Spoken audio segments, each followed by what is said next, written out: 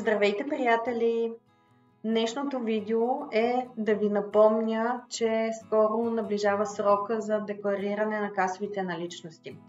Тези от вас, които имате неразпределена печалба от минали години и имате големи касови наличности, сега е времето да декларирате разпределяне на дивиденти от касата, защото вече от тук нататък няма да може да си изплащате по-големи суми в брой от 1000 лева.